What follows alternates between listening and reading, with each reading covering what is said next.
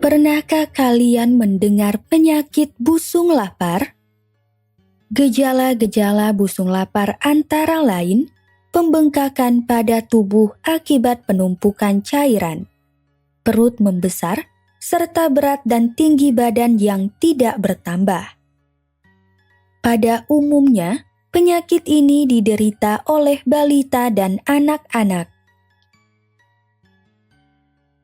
Di Indonesia, khususnya di daerah Nusa Tenggara Timur dan Nusa Tenggara Barat, kasus busung lapar menjadi salah satu masalah yang belum terselesaikan. Sejak tahun 2018 hingga Oktober 2012, Dinas Kesehatan Provinsi Nusa Tenggara Barat mencatat sekitar 166 anak NTB meregang nyawa akibat busung lapar. Busung lapar adalah kondisi yang terjadi akibat gizi buruk, yaitu defisiensi atau kekurangan zat makanan yang mencakup karbohidrat, protein, lemak, vitamin, dan mineral. Apa sajakah peranan zat makanan bagi tubuh? Adakah penyakit lain yang disebabkan oleh kekurangan zat makanan?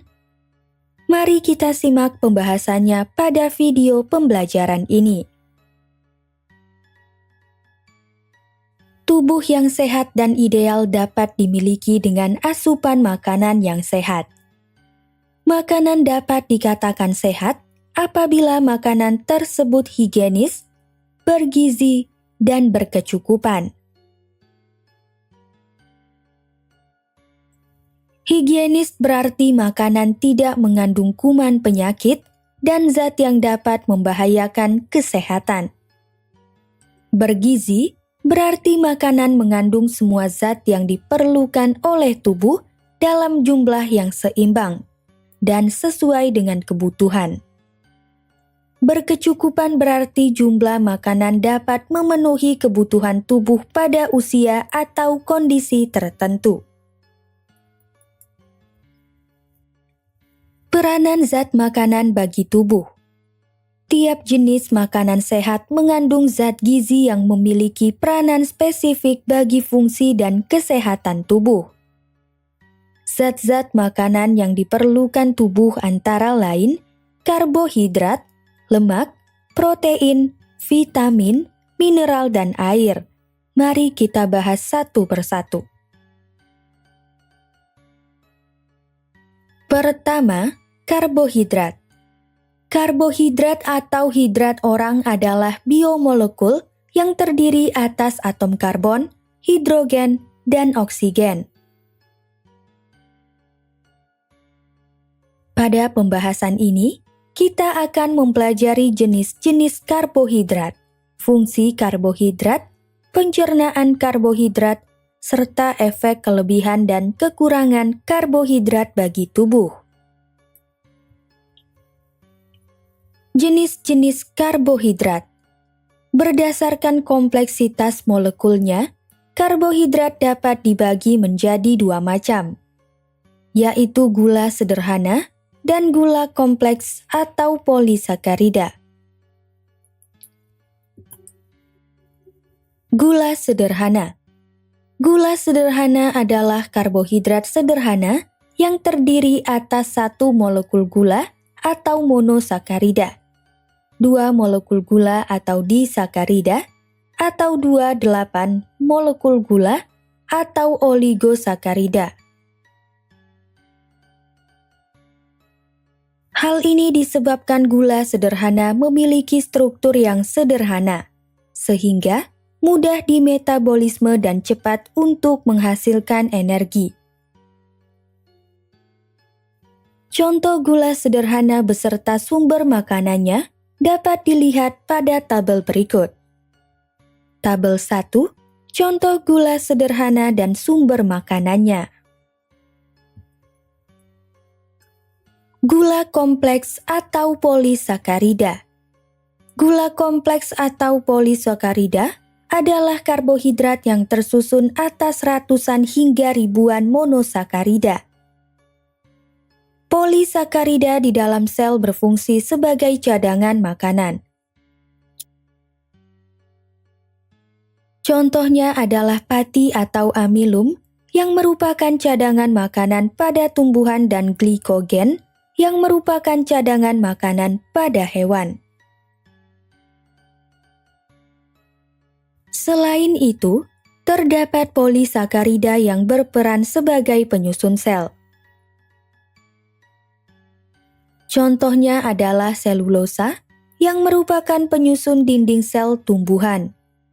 Kitin yang merupakan penyusun dinding sel jamur dan kerangka luar arthropoda. Agarosa yang merupakan zat penyusun dinding sel pada alga merah. Serta lignin yang merupakan zat penyusun kayu.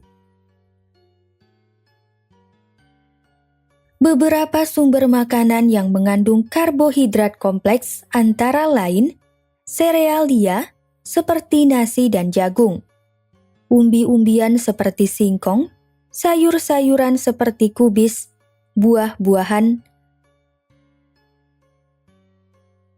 agar-agar, jamur, serta kerangka luar udang. Fungsi karbohidrat. Karbohidrat memiliki peran penting bagi tubuh, yaitu menyediakan energi bagi tubuh. Tiap 1 gram karbohidrat mengandung 4,1 kalori. Kalori adalah satuan untuk menghitung energi kimia yang dilepaskan oleh suatu makanan. Energi dari makanan berguna untuk menciptakan senyawa-senyawa organik seperti lemak dan protein. Protein dan lemak memiliki fungsi untuk menjaga keseimbangan asam dan basa di dalam tubuh. Selain itu, energi dari makanan dipakai secara langsung sebagai tenaga untuk metabolisme, pertumbuhan, pengaturan suhu, dan kegiatan fisik. Pencernaan karbohidrat. Dalam saluran pencernaan, karbohidrat akan mengalami pencernaan secara mekanis dan kimiawi. Pencernaan karbohidrat dilakukan untuk memecah karbohidrat kompleks menjadi karbohidrat sederhana yang dapat dimanfaatkan sebagai sumber energi. Hasil akhir pencernaan karbohidrat berupa monosakarida seperti glukosa, fruktosa, dan galaktosa. Monosakarida diserap oleh sel epitel pada usus halus dan diangkut oleh darah menuju hati melalui vena porta hepatica. Glukosa akan mengalami 2 proses di dalam hati. Pertama, glukosa akan beredar bersama aliran darah untuk memenuhi kebutuhan energi sel-sel tubuh. Kedua, jika terdapat kelebihan glukosa, glukosa tersebut akan diubah menjadi glikogen dengan bantuan hormon insulin. Perubahan glukosa menjadi glikogen dilakukan untuk menyediakan cadangan makanan dan menjaga keseimbangan gula darah. Glikogen disimpan di dalam hati dan glikogen diubah kembali menjadi glukosa dengan bantuan hormon adrenalin.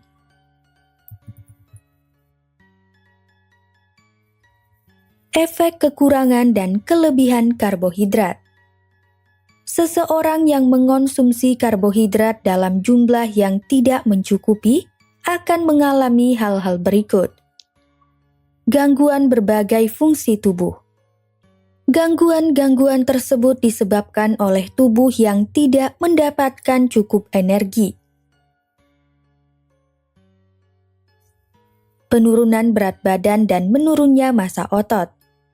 Hal ini disebabkan simpanan zat makanan lain seperti lemak dan protein akan digunakan. Kekurangan karbohidrat dan zat makanan lain yang dapat mengakibatkan merasmus. Gejala-gejala merasmus meliputi badan kurus kering yang tampak seperti orang tua, kulit keriput, ubun-ubun yang cekung jika terjadi pada bayi, dan hilangnya jaringan lemak subkutan atau di bawah kulit. Asidosis atau menurunnya pH darah menjadi asam. Sementara itu, seseorang yang mengonsumsi karbohidrat secara berlebihan berisiko menderita penyakit-penyakit berikut. Diabetes mellitus tipe 2. Diabetes mellitus tipe 2 ditandai oleh tubuh yang tidak dapat memproduksi cukup insulin atau merespons hormon insulin, sehingga kadar gula darah tinggi. Karies gigi atau gigi berlubang. Gula sederhana merupakan sumber energi bagi berbagai jenis bakteri yang ada di mulut. Untuk mendapatkan energi dari gula, bakteri akan melakukan metabolisme dengan hasil samping berupa zat-zat asam organik. Asam-asam organik yang dihasilkan oleh bakteri dapat merusak email pada mahkota gigi dan menyebabkan karies gigi. Obesitas. Obesitas adalah kondisi berlebihnya berat badan seseorang, yaitu melebihi 20% dari berat badan normal. Obesitas disebabkan oleh timbunan lemak di tubuh yang dihasilkan oleh konsumsi karbohidrat dan lemak yang berlebihan. Kondisi ini tidak hanya mengganggu aktivitas sehari-hari, tetapi juga dapat memicu penyakit jantung koroner, tekanan darah tinggi, dan stroke. Kedua, lemak. Lemak adalah senyawa yang tersusun atas unsur-unsur, seperti karbon, hidrogen, oksigen, kadang-kadang fosfor, dan nitrogen. Lemak bersifat hidrofobik atau tidak larut dalam air, tetapi larut dalam pelarut organik seperti ether dan kloroform. Lemak termasuk molekul besar atau makromolekul. Lemak yang dihidrolisis atau dipecah akan menghasilkan 3 molekul asam lemak dan 1 molekul gliserol. Oleh sebab itu, lemak dikenal juga dengan trigliserida. Pada pembahasan ini, kita akan mempelajari jenis-jenis lemak, fungsi lemak, pencernaan lemak, serta efek kekurangan dan kelebihan lemak bagi tubuh. Jenis-jenis lemak. Lemak dapat digolongkan berdasarkan ikatan kimianya, komposisi kimianya, dan sumbernya. Berdasarkan ikatan kimianya, asam lemak dibedakan menjadi 2 macam, yaitu asam lemak jenuh dan asam lemak tidak jenuh. Asam lemak jenuh. Asam lemak jenuh adalah asam lemak yang tidak memiliki ikatan antar karbon rangkap atau alkena dalam molekulnya. Asam lemak jenuh umumnya berwujud padat pada suhu ruang. Sumber asam lemak jenuh ialah lemak hewani seperti mentega dan gajih. Asam lemak jenuh bersifat non-esensial, sebab asam lemak tersebut dapat disintesis atau dibentuk oleh tubuh. Asam lemak tidak jenuh. Asam lemak tidak jenuh adalah asam lemak yang memiliki ikatan antar karbon rangkap atau alkena dalam molekulnya. Asam lemak tidak jenuh umumnya berwujud cair pada suhu ruang. Sumber asam lemak tidak jenuh ialah lemak nabati seperti minyak kelapa sawit, minyak kedelai, dan minyak jagung. Asam lemak tidak jenuh bersifat esensial sebab tidak dapat disintesis oleh tubuh.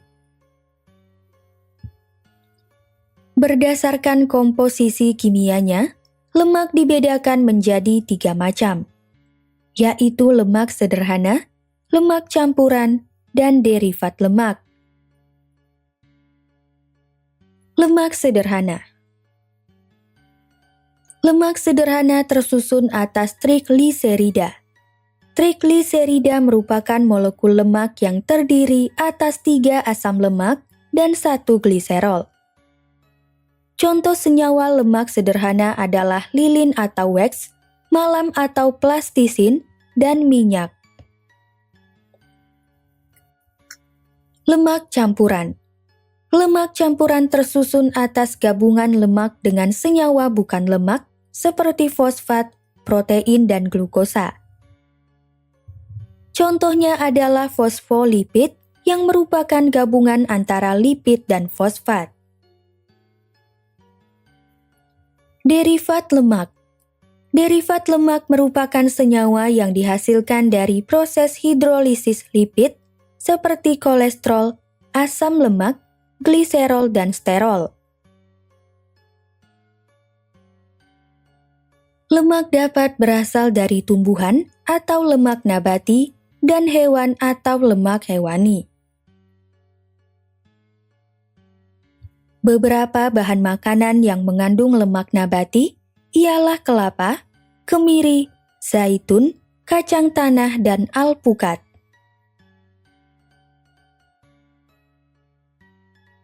Sementara itu, beberapa bahan makanan yang mengandung lemak hewani ialah daging, keju, susu, mentega, telur, dan ikan segar. Fungsi-fungsi lemak. Di dalam tubuh, lemak memiliki beberapa fungsi penting. 8 di antaranya adalah sebagai berikut. Pertama, lemak berfungsi sebagai cadangan energi. Setiap 1 gram lemak menghasilkan energi yang lebih tinggi dibandingkan karbohidrat, yaitu 9,3 kalori. Akan tetapi, lemak baru akan dipakai ketika jumlah karbohidrat di dalam tubuh tidak mencukupi. Kedua, lemak berfungsi sebagai pelindung tubuh dari pengaruh suhu rendah. Ketiga, lemak berfungsi sebagai pelindung organ-organ tubuh yang lunak. Keempat, lemak berfungsi sebagai pelarut vitamin A, D, E, dan K. Kelima, lemak berfungsi sebagai salah satu bahan penyusun membran sel.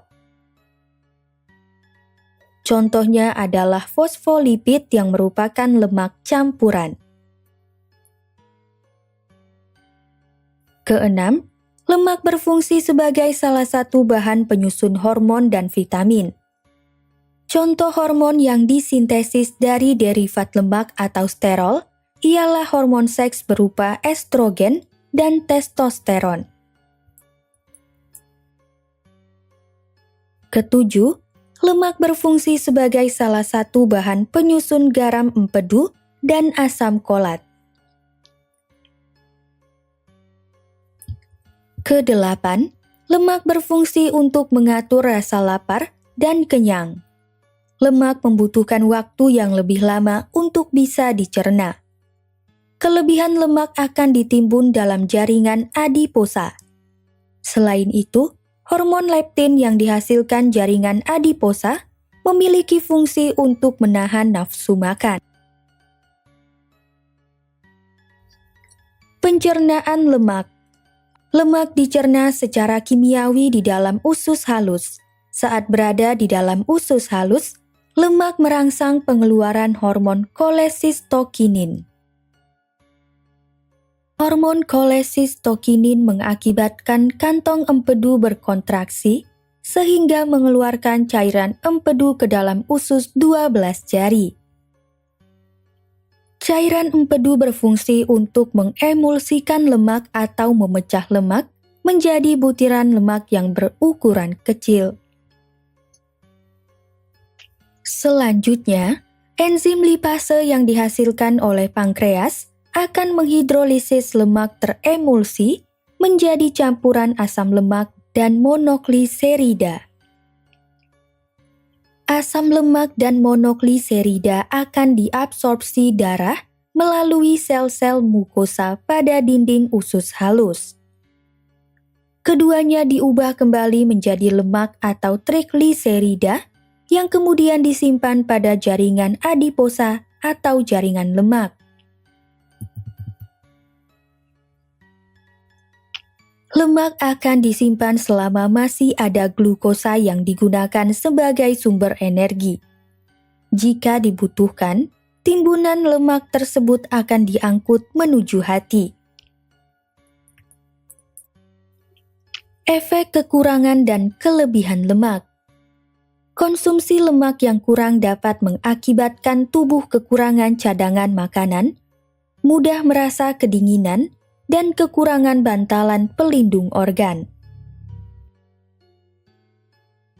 Defisiensi lemak juga dapat mengakibatkan gangguan fungsi tubuh, seperti gangguan fungsi saraf.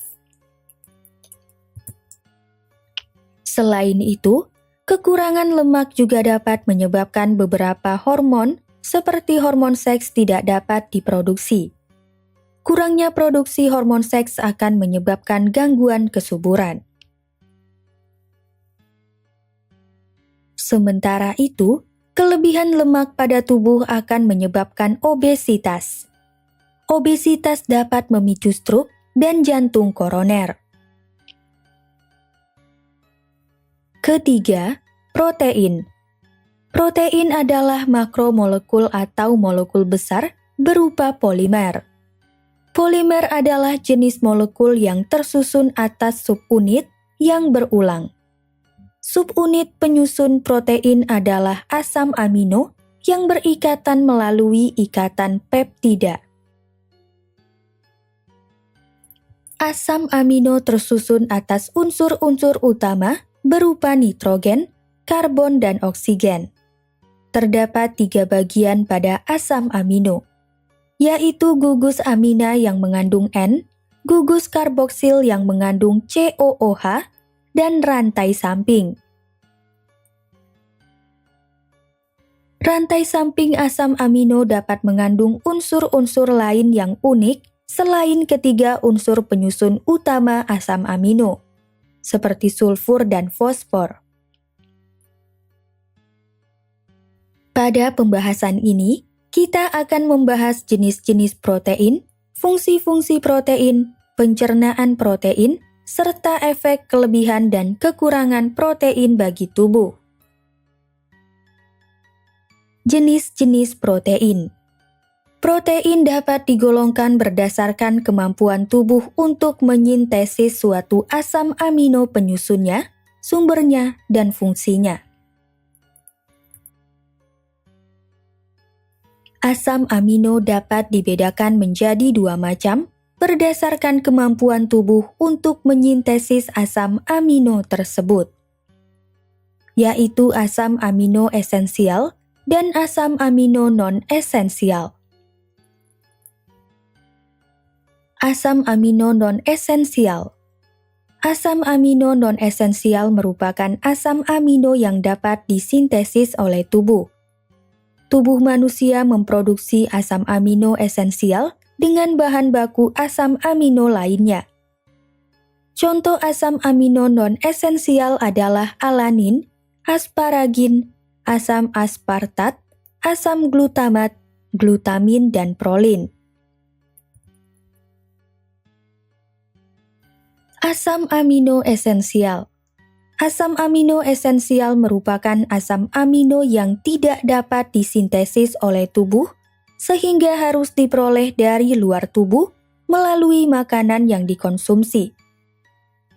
Contoh asam amino esensial adalah isoleusin, leusin, lisin, metionin, fenilalanin, treonin, valin, dan triptofan.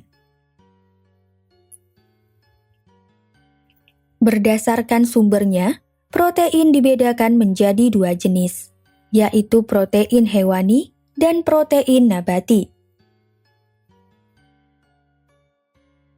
Protein hewani. Protein hewani adalah protein yang berasal dari hewan seperti ikan, daging, telur, dan susu. Protein nabati. Protein nabati adalah protein yang berasal dari tumbuh-tumbuhan seperti bayam, brokoli, dan kacang-kacangan. Secara umum, protein berfungsi sebagai zat pembangun dan pelindung tubuh. Berdasarkan fungsinya, protein dibedakan menjadi protein struktural dan protein fungsional. Protein struktural berfungsi untuk menyusun sel, jaringan, maupun organ. Contohnya adalah keratin yang menyusun kulit, kuku, dan rambut. Protein fungsional berfungsi untuk membentuk senyawa yang berperan dalam berbagai fungsi tubuh, seperti antibodi, enzim, dan hormon.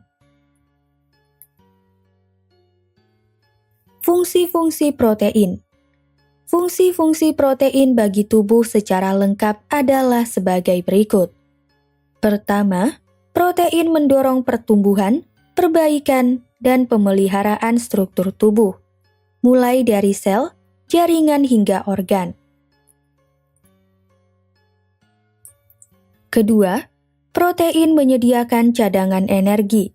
Setiap 1 gram protein dapat menghasilkan energi sebesar 4,1 kalori. Akan tetapi, perubahan protein untuk menghasilkan energi membutuhkan proses yang lama dan lebih kompleks daripada karbohidrat. Ketiga, protein menyeimbangkan kadar cairan dalam tubuh. Keempat, protein menyintesis substansi-substansi penting. Contohnya adalah hormon, enzim, antibodi, dan protein penyusun kromosom. Kelima, protein berfungsi sebagai biokatalisator yang mempercepat berbagai reaksi kimia dan biologis dalam tubuh. Keenam, protein berperan dalam sistem buffer atau penyangga pH yang efektif. Hal ini penting agar pH dalam tubuh tetap seimbang dan fungsi tubuh berjalan dengan optimal. Pencernaan protein. Protein mengalami pencernaan di dalam tubuh pada bagian lambung dan usus halus. Di dalam lambung, protein dicerna dengan menggunakan enzim pepsin yang aktif pada pH 2-3 atau kondisi asam. Enzim pepsin mampu mencerna semua jenis protein yang berada dalam makanan yang meliputi 10% sampai 30% dari pencernaan total. Di dalam lambung, protein masih dalam bentuk proteosa, pepton, dan polipeptida.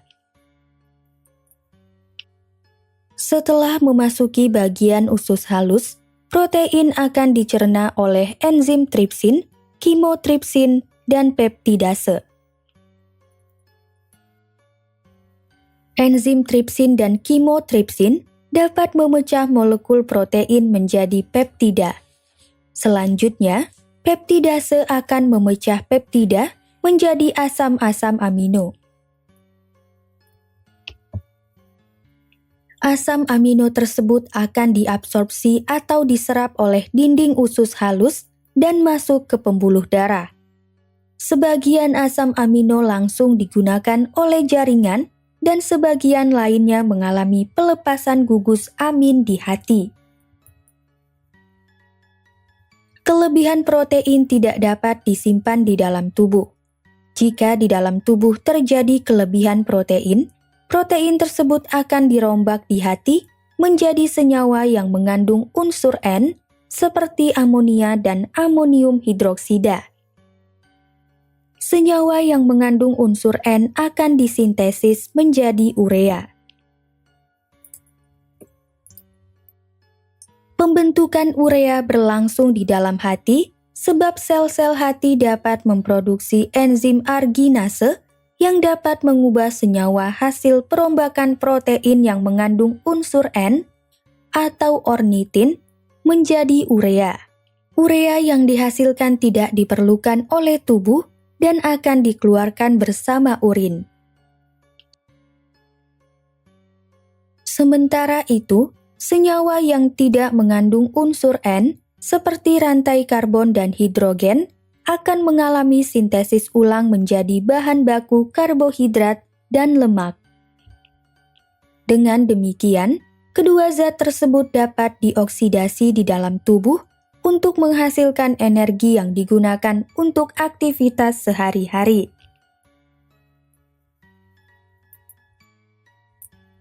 Efek kekurangan dan kelebihan protein. Kelebihan protein di dalam tubuh dapat menyebabkan gangguan ginjal. Ketika protein di dalam tubuh terlalu banyak, ginjal harus bekerja lebih keras dalam menyaring protein dan membuang zat sisa hasil pencernaan protein.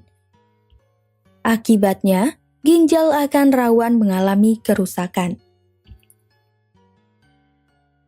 Selain itu, kelebihan protein juga dapat mengakibatkan kerusakan hati.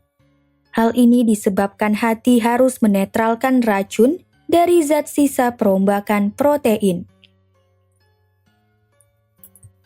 Sementara itu, defisiensi atau kekurangan protein dapat mengakibatkan penyakit kwashiorkor dan marasmus.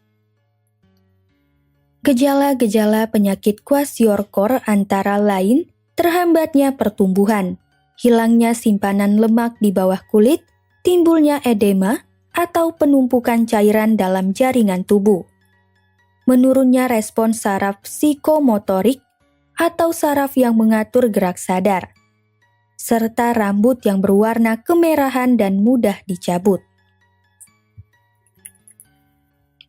Jumlah protein yang dibutuhkan oleh tubuh dipengaruhi oleh umur. Pada umumnya, bayi yang membutuhkan protein sekitar 2,0 sampai 2,4 gram per kilogram berat badan per hari. Anak berusia 6 sampai 15 tahun membutuhkan protein sekitar 1,5 gram per kilogram berat badan per hari. Laki-laki dewasa membutuhkan protein sekitar 0,5 sampai 0,8 gram per kilogram berat badan per hari. Wanita dewasa membutuhkan protein sekitar 0,3 sampai 0,7 gram per kilogram berat badan per hari. Asupan protein yang lebih tinggi mampu membantu perkembangan otak, otot, dan tulang bayi, sehingga bayi dapat tumbuh serta berkembang secara optimal. Dengan demikian, kebutuhan protein bayi lebih besar daripada orang dewasa. Keempat, vitamin. Vitamin adalah nutrien organik yang dibutuhkan dalam jumlah kecil untuk berbagai fungsi biokimiawi. Vitamin umumnya tidak dapat disintesis oleh tubuh, sehingga sebagian besar kebutuhan vitamin harus diperoleh dari makanan. Akan tetapi, ada vitamin yang dapat dibuat dari zat-zat tertentu yang disebut provitamin di dalam tubuh. Provitamin akan melalui pengaktifan sebelum menjadi vitamin yang fungsional. Contohnya adalah provitamin D yang terdapat di jaringan bawah kulit dan diaktifkan dengan bantuan sinar ultraviolet menjadi vitamin D. Hanya ada 2 jenis vitamin yang dapat disintesis secara langsung oleh tubuh, yaitu vitamin K dan vitamin B12. Kedua vitamin ini mampu disintesis di dalam usus dengan bantuan bakteri, seperti Escherichia coli. Jenis-jenis vitamin. Vitamin terbagi menjadi dua jenis, yaitu vitamin larut lemak dan vitamin larut air. Vitamin larut lemak meliputi vitamin A, vitamin D, vitamin E, dan vitamin K. Vitamin-vitamin larut lemak dapat tersimpan di dalam jaringan hati dan lemak setelah diserap dari makanan. Vitamin larut air meliputi vitamin C dan vitamin B kompleks.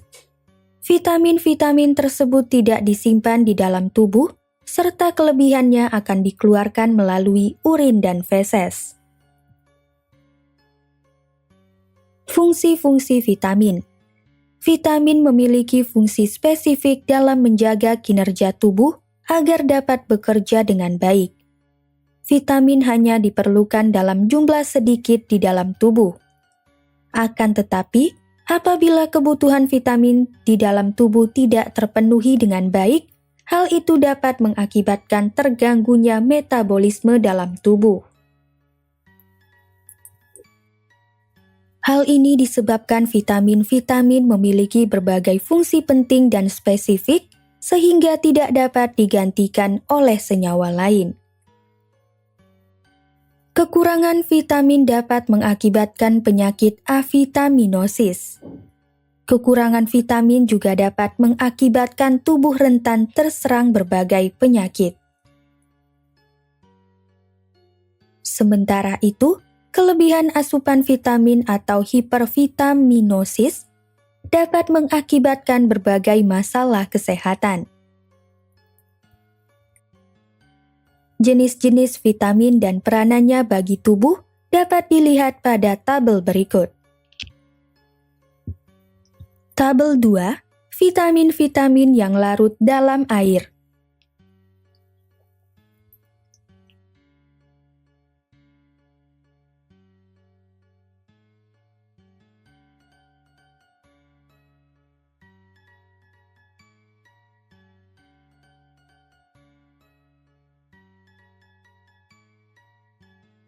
Vitamin-vitamin yang larut dalam lemak.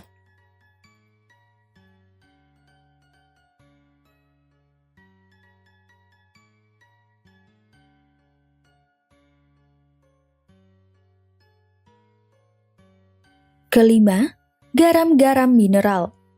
Garam-garam mineral adalah bahan-bahan anorganik yang diperlukan makhluk hidup sebagai pendukung pertumbuhan dan perkembangan. Fungsi-fungsi garam mineral ialah menjaga fungsi metabolisme, mengatur kerja enzim, serta menjaga keseimbangan asam dan basa. Garam-garam mineral didapat dari sumber hewani maupun nabati. Di dalam sistem pencernaan makanan, garam mineral tidak mengalami proses pencernaan. Hal ini disebabkan garam mineral mudah larut dalam air sehingga dapat langsung diserap oleh jonjot-jonjot usus halus. Berdasarkan jumlah yang diperlukan oleh tubuh, garam-garam mineral dapat dibagi menjadi dua kelompok, yaitu unsur makro atau makroelemen dan unsur mikro atau mikroelemen. Unsur makro adalah unsur yang dibutuhkan oleh tubuh dalam jumlah banyak. Contoh unsur makro ialah kalium, kalsium, natrium, magnesium, sulfur, dan fosfor. Sementara itu, unsur mikro adalah unsur yang dibutuhkan oleh tubuh dalam jumlah sedikit. Contoh unsur mikro ialah mangan, molibdenum, seng, tembaga, dan kobalt. Kekurangan unsur makro maupun mikro dalam tubuh akan menyebabkan defisiensi mineral. Beberapa contoh akibat kekurangan mineral ialah sebagai berikut. kekurangan zat besi yang mengakibatkan anemia, kekurangan kalsium yang mengakibatkan tulang dan gigi kropos, gangguan saraf, serta detak jantung yang tidak beraturan atau aritmia. Kekurangan kalium yang mengakibatkan gangguan pencernaan dan gangguan saraf. Kekurangan seng yang mengakibatkan turunnya daya tahan tubuh dan lambatnya penyembuhan luka. Keenam, air. Air adalah molekul yang terdiri atas 2 atom hidrogen dan 1 atom oksigen serta mempunyai wujud cair. Molekul H2O dapat berubah menjadi gas atau uap air dan padat atau es akibat perubahan suhu. Air atau H2O yang berwujud cair merupakan bentuk yang paling sering dimanfaatkan oleh makhluk hidup. Air memiliki peran penting bagi kelangsungan hidup semua organisme di bumi. Hewan dan manusia memerlukan air untuk minum. Air juga menyusun tubuh makhluk hidup. Contohnya adalah tubuh manusia yang terdiri atas 60% sampai 70% air. Tubuh kita membutuhkan air kurang lebih 2,5 liter setiap hari untuk mengganti cairan tubuh yang hilang dalam bentuk uap air, keringat, dan urin. Akan tetapi, jika cairan tubuh hilang secara berlebihan, hal itu dapat mengakibatkan dehidrasi. Kebutuhan air dalam tubuh dapat dipenuhi dari air minum, makanan, buah-buahan, dan sayuran. Keseimbangan air di dalam tubuh diatur oleh beberapa kelenjar hormon, seperti kelenjar hipofisis, kelenjar adrenal, dan kelenjar tiroid. Air sangat dibutuhkan oleh tubuh sebagai pelarut dalam metabolisme tubuh. Terdapat 10 fungsi air dalam tubuh, yaitu sebagai berikut. Pertama, air mengatur suhu tubuh. Kedua, air melembabkan jaringan tubuh, seperti pada jaringan mulut, mata, dan hidung. Ketiga, air melindungi organ vital tubuh dan jaringan tubuh. Keempat, air membantu mencegah sembelit. Kelima, air mengurangi beban kerja ginjal dan hati dengan membuang kotoran keluar tubuh. Keenam, air melumasi persendian. Ketujuh, air membawa nutrisi dan oksigen ke seluruh sel tubuh. Kedelapan, air membantu melarutkan mineral dan nutrisi lain serta membuatnya mudah diserap tubuh. Kesembilan, air mengangkut sisa metabolisme keluar dari tubuh. Kesepuluh, air merupakan medium berbagai reaksi kimia tubuh. Kesimpulan, sumber makanan yang sehat mengandung berbagai zat gizi yang diperlukan oleh tubuh, antara lain karbohidrat, lemak, protein, vitamin, mineral, dan air. Makanan bergizi berarti makanan yang mengandung semua zat yang diperlukan oleh tubuh dalam jumlah yang seimbang sesuai dengan kebutuhan. Setiap jenis makanan sehat mengandung berbagai zat yang memiliki peranan spesifik bagi kesehatan tubuh. Apabila salah satu zat gizi yang diperlukan tubuh tidak tercukupi dengan baik, tubuh akan mengalami berbagai gangguan kesehatan, sehingga mengakibatkan munculnya penyakit tertentu. Oleh sebab itu, kandungan zat pada makanan yang kita konsumsi memiliki peranan yang sangat kompleks dan berpengaruh bagi kesehatan tubuh.